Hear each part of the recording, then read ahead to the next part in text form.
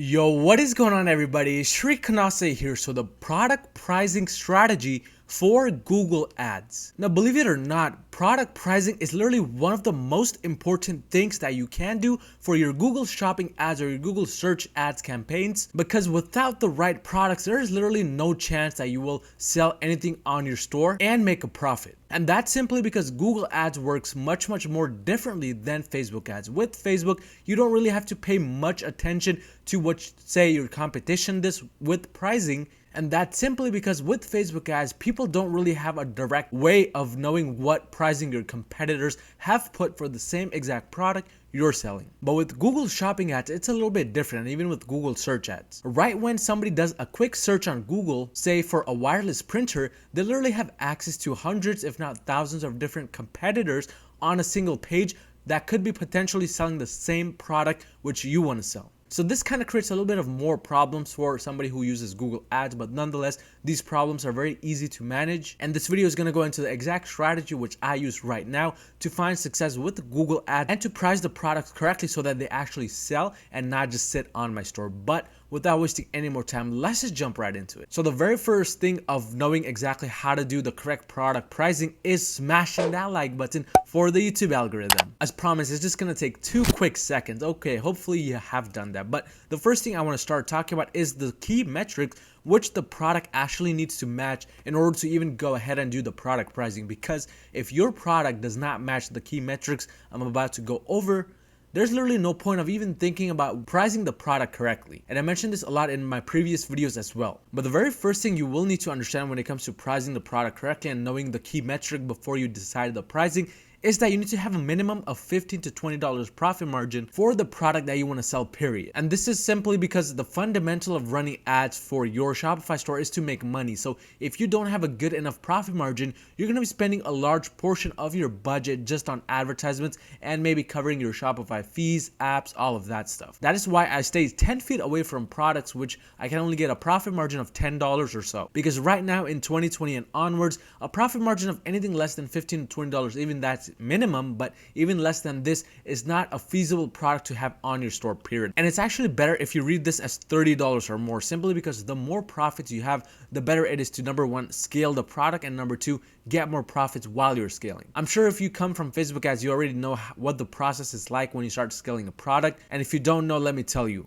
Basically, the cost per purchase for each purchase that comes through starts to go higher and higher each time you raise the bid or raise the budget. And with Facebook ads, it's mostly raising the budget. But with the Google, every time you try to scale a winning product, the cost per purchase follows the same graph as the cost per purchase with Facebook ads. It's going to go up over time. And if you're already working with thin margins, it's going to be really hard to get any profit in the long run and make any product a big 6-figure winning product. So remember, $15 to $20 minimum profit, that is a must key metric.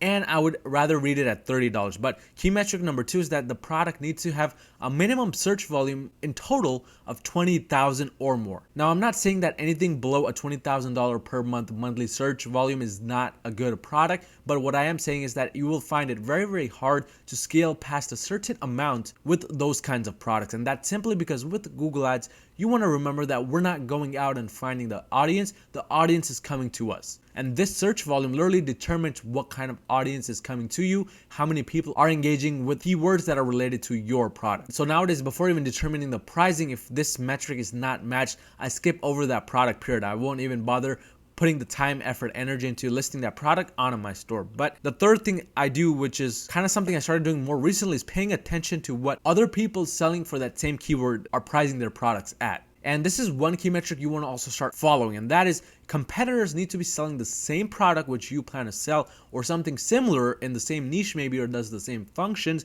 for a price of over $20. Because remember, we want to meet this first criteria, which is $15 to $20 minimum profit margin. What I've noticed is that if they're selling a product for, say, $10, $15, there's no way they're going to make this minimum profit margin. So that's why I avoid even selling a product after I do a quick keyword search on Google and find that the competitors are listing a similar product or the same product for less than $20. But these are the several key metrics which I have to have checked off from my list before I move on to even determining what pricing I should have the product at. But now that we've gone over the key metrics, let's go ahead and determine exactly how to do the pricing. So when it comes to pricing, I have 3 different criteria for 3 different categories, but those categories I'm going to be going over towards the later portion. Right now, what I want to say is that basic strategy I use in total. So my main strategy that I'm using at this moment is basically pricing the product as the average of my top 5 competitors. And I'm going to be going over 3 examples of different priced products to show you guys exactly how I would do this. But when it comes to determining the pricing, I like to look at my drop shipping competitors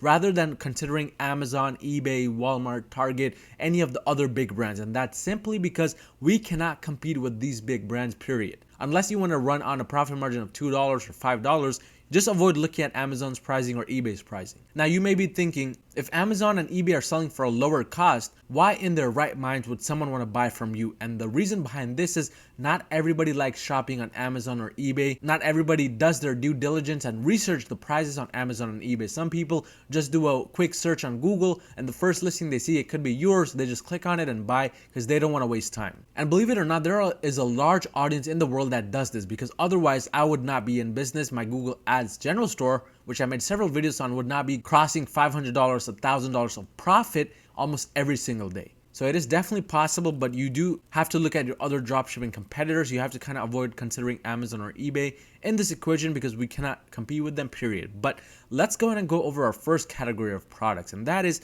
the low ticket items. How do you price them? How do you make it so that you get good profit? So low ticket items, I consider anything below $30. When it comes to Google Shopping Ads or Google Search Ads, I like to again stay above the $20 range because I need to be able to sell a product with $15 to $20 of minimum profit. And that's the same thing with the low ticket items. I want at least $20 of minimum profit. But let's go ahead and go over to the example product I have pulled up to show you guys how I would price a low ticket item. So one of the most famous items out there right now with a lot of competition, and by the way, this is not really a good product at the moment to list with Google Ads. If you want a list of products to list right now for Google, go ahead and click the link on the top right that just popped up. It's the video I released recently for products to sell at the moment. But the blackhead remover, a classic example of a low ticket item. So if you go ahead and look at the specific stores that popped up, remember, one of the main key things here was to avoid considering Amazon, eBay in the equation. We want to completely avoid these big brands. So now that we avoid them, our next step is to look at our drop shippers and identify them and see what pricing they have. So Bella Bold definitely looks like a drop shipping store. Again, to know if it's a drop shipper or not, just look at their title. You can really tell right away. So this is kind of like a brand dropshipper, but nonetheless, this is a product which can be found at AliExpress. So we're going to consider this store in our equation. They're selling the product for $30. Flawless Skin Co. is selling the same product for $37. Fresh Deal Shop, again, a dropshipper, clearly selling it for $34.99. Trophy Skin, we're not going to take into account because this is a much different product, a much higher quality product. So we're not going to take it into account. But Inspired to Uplift looks like a same one as these ones, $29.99. And Mini Home Stuff, $29.99. We want to look possibly at the competitors ranking towards the front and the top 5. So based on the top 5, what we're seeing is the prices are ranging between $30, maybe $37, $34.99, $29.99, again $29.99. So clearly, if we take the average of these 5 stores, the price will be anywhere between $30 to $40, and we know that. So based on this data, we can immediately tell that if we want to sell this product on Google Shopping Ads, we will have to price between $30 and $40 to really have a good chance of selling our product. Because if we sell this same product for $299, there is no way anybody is going to buy that product, period. And this is why pricing is so important with Google, because clearly right away we can compare the pricing of the product with multiple different people. Now, a key thing about Google Ads, you don't want to undercut anybody when it comes to pricing with Google. So if somebody is selling it for $29.99 and you see this, don't go and sell it for $25 or $20, because what is going to happen is you're going to kill the product literally overnight. We want to get profits and we want to share the piece of the pie with everybody else, because trust me, the market is not so small that just because somebody else is selling it, that does not mean you're not going to make any money. So in order to preserve the product and make money overall as a whole, you want to be competing aggressively with their pricing. So based on these pricings, maybe I would price this product, if I were to sell it, for $29.95. So see how I'm making a difference of 4 cents in the price, but trust me, just that 4 cent difference is going to make a big impact with sales. But that is exactly how I would price the low ticket items, and I would make sure that I'm getting a minimum of $20 of profit margin. But that is exactly my strategy for low ticket items. Let's move on to the mid category section, and that is the mid ticket items. How would I price these products? Well, I consider mid ticket items anything between $30 and $80. And for mid ticket items, my profit margin range kind of increases. I'm kind of looking for those products which I can make a profit of $30 or more. So let's go ahead and go on over to an example product, which is kind of a mid-ticket item, and that is the golf ball. Now, there are several different variations of golf balls available here, and we're gonna only consider those golf balls which are kind of getting sold in packs, because nobody just wants to buy one single golf ball. They would rather buy a pack. So this one right here, a pack of 60 golf balls. And that is one thing you can do to really stand out of the crowd as well. If you see a lot of people just selling one single item, go ahead and make a bundle of the item and sell 3 together, or 5 or 10. And that's the same I would do for golf balls if you plan to sell golf balls. Don't just sell one, because again, that doesn't make sense. For a pack of 60 golf balls, they're selling it for $124. Over here, we can see that it looks like there are maybe 3 golf balls here that are getting sold for $10. So again, we want to kind of look at the average pricing of our top 5 competitors. Sometimes what you will see is that there aren't top 5 competitors. What that means is that you will just kind of have to make a best educated guess. Again, there's no right or wrong answer for this. It's just based on kind of guessing. But here, we're saying 60 golf balls getting sold for $124. So that's roughly a little bit over $2 per golf ball. But let's scroll through, see if we can find any other drop shippers. If we can't, then just do the average pricing. So it looks like there are some at the end, but of course we want to pay attention to only those that are appearing towards the beginning and not towards the end. But it looks like this is a pack of 4 getting sold for $30, and this one pack of 3 is selling for $23, and so on. So based on this, maybe I would want to consider selling a golf ball pack for the average price of $2 or a little bit above $2, as this store is doing right over here. So maybe I would sell a 10-pack golf ball for $30 and then increase the pricing based on each golf ball added to the variation. So as you can see, we're just kind of taking the base pricing that we're seeing with our competitors and just trying to make a price revolve around them so we're not too far off. And remember, you don't want to be the cheapest one selling it, and you don't want to be the most expensive. It is actually good to be average when it comes to Google Shopping ads or Google search ads. But that brings me to my last category of products, which is high ticket. And I consider high ticket anything above $81. Now, a lot of people think that high ticket products cannot be sold with Google Shopping ads. I'm currently selling a product really well that I sell for about $290. So that's definitely a high ticket product. I'm making a sale or 2 a day, but that's enough to get a good amount of profit every single day just from that single product. But for these high ticket products, I like to have a minimum profit of $40 to $50 or more. But of course, I have an example of a high ticket product, and that is a camping tent. Now, this is kind of a broad category product. There could be a lot of different variations of camping tents, but we want to go with the basic design of a camping tent, which could be this one or this one right here. So the basic design. And we want to start by looking for dropshipping competitors. So let's go ahead and do just that. Maybe this one here above all advertising could be a potential dropshipper. They're selling this inflatable dome tent, which is not really a camping tent, but they're selling it for $570. Let's move on and see if we can find anything else. Maybe this store, Woods, is a potential dropshipper as well. We're not too sure because we haven't done clear research. But we clearly do want to avoid big stores like Walmart, maybe LL Bean, Target, etc. But Woods is selling this tent for $120. Nest Need $109. Definitely looks like a dropshipping store. And again, if you're not sure whether it's a dropshipping store or not, just go on the ad, click on it, and then go to the store and see from there. But this tent, $110 almost. This one, it looks like a waterproof camping tent with bag, $37. Tribal survival gear, but it looks like a smaller variation.